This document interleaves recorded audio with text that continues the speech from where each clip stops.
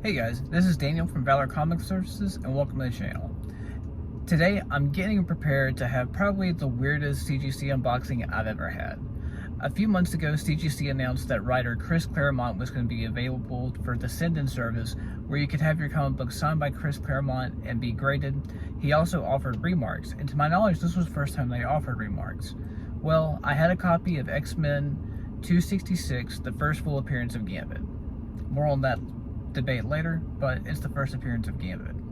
So I had this book already. It was double signed and sketched by Andy Kubert and Joe Rubenstein. Seeing that CGC offered the remark, I figured this would be a great opportunity to end up with the book triple signed and have a killer first Gambit book. Well, I figured with the example that was shown, as seen here, which is Wolverine claws and the word snicked, not to expect too much artistically from this series. So on my request, I requested a playing card. Figured that would be really simple and tied to the character of Gambit, right? So send it in. It's been sitting there. It gets graded today, so I'm pumped. The grade is still a 9.6. It didn't change, but that's okay because that also means it didn't go down to a 9.4. A 9.6 is still great. When I get ready to check the notes to see if it was triple signed and sketched, again, there are no images, so I don't know what this looks like yet. I'll find that out later on into this next week whenever it gets delivered and we get ready for the next video in this. On the notes of this book, I'm trying to make sense of it. On the Chris Clairmont section of it, it says Remy, which is Gambit's first name, Remy LeBeau. Those heads, they're gaining on us. The second inscription, because apparently we're doing inscriptions now, swipe. What are we swiping involving this comic book cover? There's no action there. The dude's picking up like a tree trunk or something, or a limb or a line, getting it out of the way so they can walk underneath it. Now, Storm talking, calling him Remy, get that. Makes sense. Those heads does not make sense at all.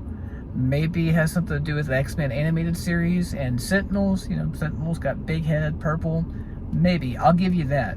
If you read the story, in particular with his origin, Gambit and Storm are being chased by Hounds, which are pretty much the workers for the Shadow King, or the Hellions. One of the two. They're pretty dope. That origin ties in with Rachel Summers and the Phoenix. More on that later. It's worth checking out. Like, give it a quick Google. A lot of information. It's really cool.